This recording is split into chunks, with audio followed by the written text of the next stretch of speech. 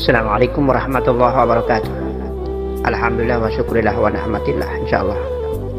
Jadi zikir nafas itu keluar Allah masuk hu.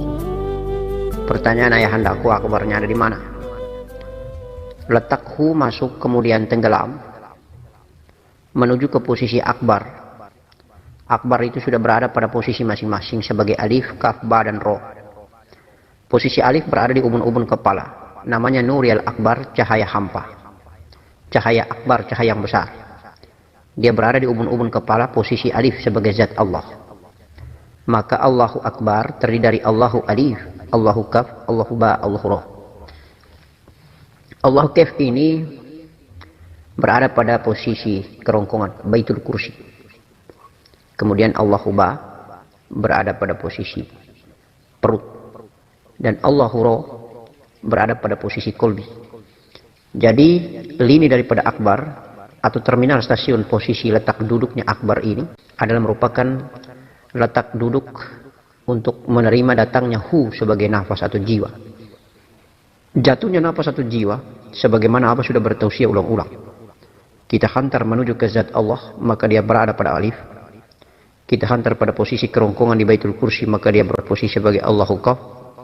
Kemudian posisi Allahu Ba, posisi nafas jatuh di perut. Dan posisi roh, nafas atau jiwa tenggelam di dalam kolbi atau Nur Muhammad. Dan biasanya mereka berkolaborasi ketika nafas kasar dan nafas halus. Ketika kita hu ini tenggelamkan, kita lenyap masuk melalui rongga hidung, nafas kasar dan nafas halus akan berkolaborasi dan membentuk kondensasi jiwa, profil jiwa seperti raga kita di kerongkongan. Insya Allah seperti itu. Dan posisi larinya nafas hu itu berposisi alif. Hanya yang dimaksudkan dengan di mana letak posisi akbar, itulah letak posisi yang Abah jelaskan. Posisi akbar terdiri dari alif, kaf, baro. Akbar, alif berada di dahi, tepatnya di belakang dahi atau di atasnya dahi, di ubun-ubun kepala, melingkar dia posisi di ubun-ubun kepala. Itulah alif zat Allah. Yang kedua, kaf itu di kerongkongan di Baitul Kursi, sehingga sananya Allah yang bernama Baitul Kursi di kerongkongan. Kemudian di Masjidil Haram, posisi ba, insya Allah di Baitul Maqdis menuju ke sasaran Qiblat. Lalu posisi roh di kolbi manusia di posisi Baitullah, Hajar Aswad. Tempat terinti kedudukan daripada posisi nafas yang jatuh, atau posisi tenggelam atau fananya jiwa atau nafas kita, atau posisi fananya daripada hu yang masuk. Ketika posisi hu itu masuk dan tenggelam di alif kaf baro ini, itu Abah sudah bertausiah ulang-ulang bahwa tergantung daripada laduni karomanya Allah Subhanahu wa taala. Allah melalui utusannya, melalui ridhonya, melalui tuntunannya, Robita Mursyid, Datuk para Nabi dan para wali serta Abah Mursyid insyaallah yang akan secara gaib membimbing menuntun arah menuju ke alif, kaf, ba atau ro. Hidup ini ketika kita beraktivitas itu hanya ada dua dalam proses fana di dalam zat Allah Subhanahu wa ta'ala. Ketika kita bertakbir dan ketika kita tidur. Ketika kita bertakbir Allah Akbar, insya Allah saat itulah takbiratul ula teramat sangat penting dan berharga, karena pada saat itu walaupun hanya 5 menit detik hitungannya, tetapi kita bisa khusyuk, kita bisa fana, hilang lenyap dunia seisinya. Ketika kita isbatkan hu pada saat bertakbir, hilang lenyap dunia seisinya. Di mana Allah, di mana aku hamba. Di mana aku Allah, di mana aku hamba. Aku hamba lenyap dan fana di dalam aku Allah. Pada saat bertakbiratul ihram, Allah Akbar, insya Allah. Dan pada saat kita tidur, itu pun Allah menggenggam jiwa ini, insya Allah. Maka hilang lenyap dunia seisinya. Proses fana yang begitu indah. Maka tidak boleh kita lalai ketika imam masjid imam waktu memimpin sholat melaksanakan takbiratul ula, kita jangan terlambat. Karena kalau imam yang faham di dalam proses mi'raj billah ini, maka ketika dia mengangkat takbir, dia sudah membawa pergi berangkat perjalanan jiwa dan ruhani kita menuju Allah subhanahu wa ta'ala di makom singgasananya. Kalau kita terlambat datang mengikuti takbiratul ula, itu simbolnya sama ketika kita mau berangkat terlambat, diangkut, diakomodir, diakses oleh kendaraan.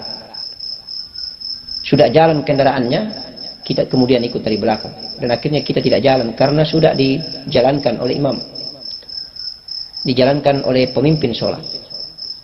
Kalau pemimpin sholatnya faham dan tahu tentang takbiratul ula, merupakan kisah keberangkatan, kisah mi'raj, maka imam itu adalah pemimpin daripada jiwa makmumnya. Sehingga sebelum dia pimpin sholat, insya Allah pemimpin sholat selalu memberikan perintah untuk kita tertibkan saf, barisan. Kemudian mengangkat komando, salat jami'ah rahimakumullah. Kita menjawab, kita sudah siap mau berangkat ini wahai Pak Imam. As-salata la ilaha illallah. Insyaallah. Kita berdiri betul. Kita pasang niat kita. Imam pasang niatnya. Kemudian imam siap takbiratul ula. Allah memberangkatkan kita tenggelam di dalam hunya imam. Itulah hunya Rasulullah. Itulah hunya baginda Nabi Muhammad sallallahu alaihi wasallam. Menuju ke pemilik hu. Alif. Allahu Akbar. Allah pemilik segalanya. Kita bertemu Allah di saat kita takbiratul ula. Walaupun hanya hitungan detik. Insyaallah. Begitupun ketika kita tidur. Sama. Maka perjalanan nafi isbat ini tidaklah gampang. Perjalanan nafi isbat keluar Allah masuk hu ini selalu kita lakukan dalam kondisi natural. Sudah berjalan, cuma kita tidak pernah menyadari bahwa nafas kita beribadah. Hanya saja batang tubuh kita tidak pernah menyadari bagaimana caranya agar connect, nyambung antara ghaib nafas kita dengan batang tubuh kita yang zahir, nyata ini. Sehingga kita sadar akal, sadar otak, sadar pikiran, tahu bahwa oh ternyata bagaimana caranya mengibadahi nafas ini adalah dengan cara seperti ini. Padahal kalaupun kita belum dikasih kesadaran hidayah oleh Allah subhanahu wa ta'ala pun, nafas ini sudah beribadah. Untuk menertibkan ibadahnya sesuai dengan tuntunan asma Allah, sesuai dengan tuntunan sifat Allah, sebagai tuntunan zat Allah, tuntunan zahir ciptaan Allah subhanahu wa ta'ala baginda Nabi Muhammad sallallahu alaihi wasallam yang mulia dengan ajaran Nabi, dengan ajaran Rasulullah Al-Karim ini, melalui kitab Allah, melalui sunnatullah. Maka perhatikan baik-baik ketika kita ruku atau kita sujud, selalu kita nafi. Dan apabila kita takbir atau saat kita duduk di antara dua sujud, selalu kita isbat. Jadi proses nafi dan isbat daripada nafas ini sering berjalan ketika kita sholat. Maka itulah hakikat sholat tertinggi kalau orang memahami dan mengetahui rahasianya. Setiap kita takbir, kita isbat. Setiap kita ruku, kita nafi. Intidal, kita isbat. Waktu sujud, nafi lagi. Duduk di antara dua sujud, kita isbat lagi. Sujud lagi, kita nafi lagi. Berdiri seperti alif, kita isbat lagi. Jadi kalau berdiri pasti bentuk alif, duduk pasti bentuk lam, ruku bentuknya seperti ha, dan juga dia bentuk seperti lam Allah, dan sujud dia bentuk seperti huruf mim. Intinya pada saat kita berdiri pasti kita isbat. Kita ruku nafi, in tidak isbat lagi. Kita sujud insya Allah kita nafi. Duduk di antara dua sujud kita isbat lagi. Hanya nafi dan isbat. Hanya lepas dan tenggelam. Hanya lepas dan fana. Biarkan nafas ini nafi pesiar ke bumi, kemudian biarkan nafas ini isbat tenggelam di dalam zat Allah Subhanahu wa ta'ala. Allahumma salli ala sayyidina Muhammad wa ala ali sayyidina Muhammad. Rahasia besar sekali ada di ubun-ubun kepala ini. Makanya anak kita, sang bayi yang kecil baru dilahirkan, ubun-ubun kepalanya lembek, berdenyut ubun-ubun kepala itu. Insya Allah, subhanallah, maha besar dan maha kuasa Allah Subhanahu wa ta'ala. Maka sesungguhnya Allah ini sangat dekat dengan hambanya yang bernama manusia ini, dan lebih dekat dia daripada urat leher. Dan urat leher itu kan kita tahu dia tidak berada di dada, dia tidak berada di perut, tetapi dia berada di kepala. Lebih dekat sekali daripada urat leher. Penuh dengan tafsiran dan kajian yang luar biasa dalam kedalaman tauhid, dalam kedalaman iman, hakiki ma'rifat billah. Maka kepala ini merupakan mahkota tertinggi dari semua batang tubuh. Kedudukannya dan makomnya, tempat tinggalnya kepala itu berada di atas. Itulah alif. Nafas masuk akan berkolaborasi membentuk lam alif. Nafas kasar dan nafas halus. Kemudian membagi profil ini, yang halus menuju ke zat Allah ubun-ubun kepala, kemudian yang kasar turun ke kolbi.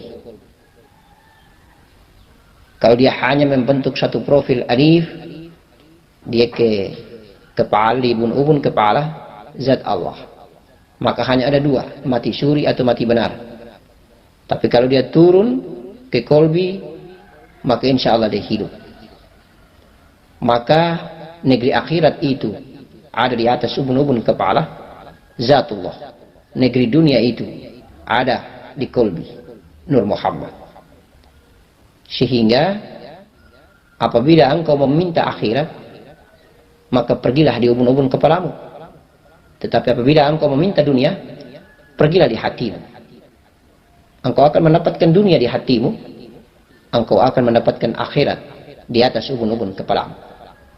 Engkau akan dikabulkan akhiratmu oleh zatmu, dan engkau akan dikabulkan duniamu oleh kolbimu, oleh Nur Muhammadmu. Karena Nur Muhammad yang mengadakan adanya dunia. Ana minurillah ala alamin minuri. Aku berasal dari cahaya Allah, kata Nur Muhammad. Dan karena cahayaku, Nur Muhammad bilang, seluruh alam raya jagat maya pada ini tercipta. Seluruh alam semesta tercipta. Maka dunia ada pada Nur Muhammad, akhirat ada pada Nur Zatullah. Hakikinya hanya satu ahdatul wujud, Zatullah, yang tiada tetapi ada. Dia berada pada dua makom sehingga sana yang terindah. Makom bait yang tertinggi, rumahnya yang tertinggi di alam hampa, nuriyal hampa, dan bait yang berada di makom dada, mahligai terindah. Di balik sirnya ada aku, di balik kolbi ada fuad, ada sagofa, ada sir, ada rahasia, ada aku, kata Allah. Itulah dua cahaya, itulah nur Allah, Nur Muhammad. Nurun ala nuri, nur Allah di dalam Nur Muhammad, Nur Muhammad di dalam nur Allah. Insya Allah tugas dan peranan yang ada di kolbi sering berkolaborasi, karena memang dia turun naik, turun naik dari sulbi, turun ke rahasia diri kita, kemudian naik ke kolbi. Dari sulbi turun ke rahasia diri kita, kemudian naik ke kolbi. Insya Allah apabila dia naik menuju ke zatullah, menuju ke ubun-ubun, kepala manusia, maka berakhirlah hidup ini. Kematian yang akan kita dapatkan. Maka ingat baik-baik pada saat kita jalan pulang, perjalanan sakaratul maut setiap hamba, kerabat dekat kita, coba kita dekat-dekat berada di samping kiri, di samping kanannya. Insya Allah kita akan temukan tentang rahasia jalan pulang itu. Awalnya dia dingin dari kaki, kemudian dia naik ke betis, kemudian naik ke kemaluan, kemudian naik ke perut. Maka mati awal bumi ini di perut, mati awal kehidupan dunia ini di perut, tetapi masih bergerak di seputar dada. Hembusan napas bumi dan napas langit masih beraktivitas, keluar masuk di mulut atau keluar masuk di hidung. Insya Allah tergantung makom dan derajat ketakwaan, tauhid, kemuliaan, indahnya seorang hamba di hadapan Allah. Ada yang keluar masuk lewat mulut, tapi ada juga yang keluar masuk lewat hidung. Ada yang kasar lewat mulut karena dunianya, tetapi ada yang halus, indah lewat hidung karena akhiratnya. Oleh karena itu tinggal kita mengamalkan aktivitas hidup di muka bumi ini. Kalau lebih banyak engkau condong mempertuhankan duniamu, maka ingat baik-baik, mulutmu menjadi kendaraan terbaik keluar masuknya napas ini. Tetapi apabila akhiratmu yang terindah lebih tinggi dan mendominasi, maka insya Allah nafas hidungmu adalah nafas alif, akhirat yang terindah yang akan menentukan jalan keselamatan. Maka tandanya pada saat meninggalkan dunia, mulut terbuka atau mulut tertutup. Apabila mulut terbuka dan lepas nafas itu keluar bergentayangan di bumi, maka tandanya hamba ini hubud dunia. Tetapi apabila nafasnya tenggelam dan insya Allah mulut dikatupkan, mata terpejam, yang ada hanyalah nafas alif, keluar masuk di rongga hidung yang terindah, sebagaimana datangnya Nur Muhammad yang keluar masuk melalui hidung ini, maka indahnya negeri akhirat terpampang dengan kasaf mukassafah di hadapannya, keindahan surgawi, keindahan jannah, keindahan al-malakuti ruhu al-malakuti nur, keindahan jemputan para malaikat yang terindah, jemputan para malaikat dengan tangga-tangga saf-saf zabarah, insya Allah dengan kain hanuts yang wangi seperti kasturi, bahkan lebih wangi daripada kasturi. La ilaha illallah Muhammadur Rasulullah. Subhanallah, datang dengan kenikmatan dari kedua orang tua, pulang pula dengan kenikmatan. Setetes mani ditinggalkan, sel ovum ditinggalkan, sebagai tanda bahwa kita pernah hidup karena adanya saripati bumi, saripati makanan gizi, saripati tanah. Nur Muhammad telah datang dan telah pulang, datang pulang meninggalkan sisa zahirnya, mani, setetes mani dan sel ovum.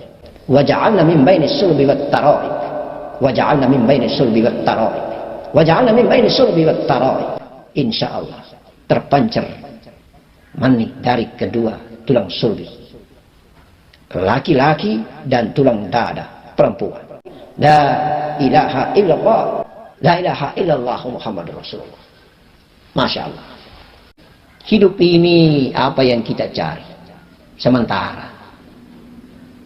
Hidup kekal dan abadi selama-lamanya itulah di negeri akhirat. Hanya banyak sekali hamba Allah di muka bumi ini lupa.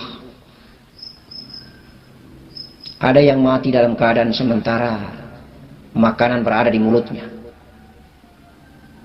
Ada yang mati sementara duduk berdiskusi memperbincangkan persoalan dunia. Ada yang mati dalam keadaan sementara berdiri berwawancara, berinterview. Banyak sekali kematian-kematian, banyak sekali lepasnya nyawa daripada raga ini dalam keadaan aktivitas dunia. Dan ini menjadi introspeksi dan renungan sebenarnya buat kita yang hidup. Ya Allah, biarkanlah kami pulang ke negerimu, ke hadiratmu, dalam keadaan genggaman kedua tanganmu yang indah. Dalam keadaan genggaman daripada kuasa dan kebesaranmu yang penuh dengan rahmat kasih sayang. Dalam keadaan kami beribadah, dalam keadaan kami sujud, kami ruku, kami zikir, kami menyebut namamu, dalam keadaan kami cinta, kami kasih dan kami sayangmu ya Allah. Kami sayangimu ya Allah. Kami sayangimu ya Rahmanu ya Rahim. Allah, izinkanlah kami mencintai, mengasihimu dan menyayangimu. Izinkanlah ya Allah, izinkanlah kami menyembah dan bersujud hanya kepada Engkau. La ilaha illa Allah, la ilaha illallah, la ilaha illallah, la ilaha illallah, la ilaha illallah, Muhammadur Rasulullah, Muhammad Rasulullah. Zahir batang tubuh ini adalah Muhammadmu Rasulullah. Zahir dan batang tubuh ini adalah Muhammadmu Rasulullah. Jiwa dan nafas ini adalah Ahmadmu. Nur yang ada di kolbi ini adalah nur sifatmu, dan Engkau adalah nur zatmu. Subhanallah, subhanallah, subhanallah, subhanallah wa bihamdi, subhanallahal azim. Astaghfirullah, astaghfirullah, astaghfirullahal azim, astaghfirullahal azim, astaghfirullahal azim. Alladzi la ilaha illa huwal hayyul qayyum wa atubu ilaih. Ya Allah, ya Allah, ya Allah, maafkanlah, ampunilah kesalahan dan dosa dari batang tubuh, daripada zahir hina ini, insya Allah. Ingatlah olehmu dalam memelihara nafasmu, dalam berdiri, ruku, sujud, dan duduk di antara dua sujud, sehingga dapat memberikan tanda kepada sekalian badan, jasad, ragamu, dan segala cahaya nurul alam di atas segalanya. Ada ekspresi cahaya alam yang luar biasa ketika engkau keluar daripada sajadah. Tetapkanlah hatimu pada kehidupan dua negeri, negeri dunia dan akhirat. Rabbana atina fid dunya hasanah wa fil akhirati hasanah wa qina adzabannar. Allah akan menganugerahi martabatmu. Insyaallah Allah akan menganugerahi martabatmu menjadi martabat nabi, martabat rasul. Allah akan mengharamkan jasad, tubuh, ragamu dimakan api neraka, dan jasad, raga badanmu akan utuh, tidak akan dimakan tanah. Rasulullah Al-Karim An-Nabi Muhammadin sallallahu alaihi wasallam bersabda, tafakur sesaat itu lebih besar pahalanya daripada beribadah 70 tahun lamanya. Dan berpikir tentang ma'rifat kepada Allah, maka nilai tafakur itu lebih beribadah 1000 tahun lamanya. Allah berfirman dalam surat Al-Qaf ayat 16, dan kami lebih dekat daripada ulat leher. Sekali lagi, dan kami lebih dekat daripada ulat leher. Insyaallah sebuah renungan yang panjang, dan mudah-mudahan dapat memperbaiki aktivitas ibadah nafas ini. Assalamualaikum warahmatullahi wabarakatuh.